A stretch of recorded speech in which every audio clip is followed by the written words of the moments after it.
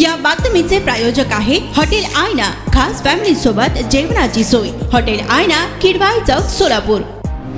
प्रहार जनशक्ती पक्षाचे आमदार बच्चू कडू यांनी आज पदाधिकाऱ्यांची बैठक बोलावली आहे।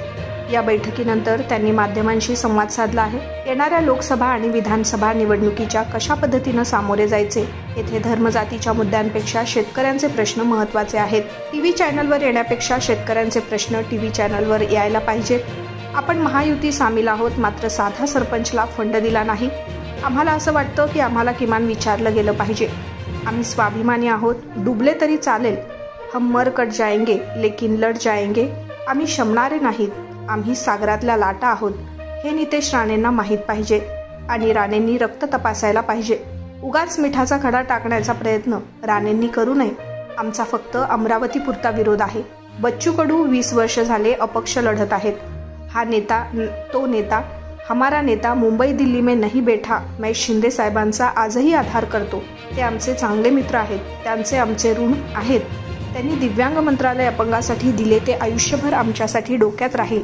राजकारणात काही गोष्टी आम्ही जर प्रहार जनशक्ती पक्ष संपत असेल तर आता बाहेर पडणं गरजेचं आहे। म्हणून आम्ही अमरावती लोकसभा निवडणूक लढत आहोत, असे बच्चू कडू यांनी म्हटले आहे। खरं तर मी मालपानीजींचं अतिशय मतिमंद लोकांचं त्यांच्यावर होणाऱ्या ह्या शिबिराच्या भेटीसाठी इथं आलो आहे। डॉक्टर हेगडे आणि मालपानी हे विद्यालय अतिशय चांगलं काम, मला वाटते जे आम्ही करू शकलो नाही तेवढं चांगलं काम हे करत राहतात। त्याची शाबासकी म्हणून, त्यांचा आभार म्हणून, धन्यवाद म्हणून इथं आला आहे। तुम्हाला कदाचित तो कॅम्प दिसला नसेल, हा भाग अलग आहे। मला वाटतं तुम्ही ते दाखवत चला, अधिक जास्त दाखवत चला तुम्ही, नाही बाकीच्यासाठी। आणि आता राहिलं राजकारणाचा विषय, तर आम्ही आता बैठक घेतली आहे नांदेड जिल्ह्याची। 4 जिल्हे इथं आमंत्रित केले आहे, काही ठराविक कार्यकर्ते बनवले आहे। येणाऱ्या लोकसभेमध्ये आणि विधानसभेमध्ये कशा पद्धतीने आपण समोर जायचं। धर्मजातीच्या प्रश्नापेक्षा इथं मुद्दे महत्त्वाचे आहे। शेतकऱ्याचे प्रश्न असेल, मजुराचे आहे, दिव्यांग बांधवाचे आहे, विधवा भगिनीचे आहे, घरेलू कामगारांचे आहे। जे अधिक कष्ट करतं त्यांचा एकंदरीत अतिशय वाईट असतं। तर मालपानी विद्यालय 10वीपर्यंत शिकवतं, पण ग्रँड मात्र 7वीपर्यंतच आहे। म्हणजे मूकबधीर विद्यार्थ्यांनी 7वी नंतर शिकावंच नाही असं एकंदरीत धोरण दिसते। तर हे महत्त्वाचे विषय घेऊन आपण लढलो पाहिजे। विषय हद्दपार होता कामा नये, मुद्दे हद्दपार होऊ देऊ नका। मी चॅनलवाल्यांना खास करून सांगतो, हा तिकडे गेला, तो सागर बंगल्याहून बोलला, हा वर्षाहून बोलला, हे महत्त्वाचं नाही। सामान्य माणसं काय बोलतं ते टीव्ही चॅनलवर येत नाही, याचं दुःख आहे। ते वारंवार आलं पाहिजे। 4 जे तुम्ही जिल्ह्यांचे बोलवलेले आहेत, म्हणजे कोणकोणते जिल्ह्यातील उमेदवार तुम्ही देणार आहेत? आता आमचं लातूर आहे, लातूरमध्ये चाकूरमध्ये आमचा नगराध्यक्ष आहे, नांदेड आहे, हिंगोली आणि परभणी। सध्या उमेदवार नाही, आता चर्चा करतो आहे काय कशा पद्धतीने। कारण की इथे आम्ही जेव्हा कार्यकर्त्याशी बोललो तर आपण महायुतीत सामील आहे, पण साधा फंड ग्रामपंचायत सरपंचाला दिला नाही। इथल्या पालकमंत्र्यांनी, 4ही पालकमंत्र्यांनी कुठल्या समितीवर घेतलं नाही, हे कार्यकर्त्याची नाराजी आहे। आणि त्या पद्धतीनं आता इथून समोर कसं जायचं ते आम्ही ठरवणार आहोत। फक्त नवनीकरणाबद्दल तुमची नाराजी आहे का संपूर्ण महाविकास महायुती? तो अमरावतीपुरता विषय आहे आणि त्या अमरावतीमध्ये आमचे 2 आमदार आहे। आम्हाला असं होतं आहे की किमान विचारलं गेलं पाहिजे होतं आणि मग त्याचीसुद्धा तसगी कोणं दाखवली नाही। आणि मग अगदी स्वाभिमान आहे, आम्ही डुबलो तरी चालेल, स्वाभिमान जाता कामा नये। गुलामीत राहण्याची आमची सवय नाही आहे, आमच्या रक्तात नाही। हम मर जाएंगे कट जाएंगे लेकिन लढेंगे, ताकद से लढेंगे। निलेश राणे आज असं म्हणाले की बच्चू कडू नावाचे जे वादळ ते सागर बंगल्यावर येऊन शमणार। मला वाटतं ते शमले असेल, त्यांची खरं तर रक्त तपासणी करायला पाहिजे।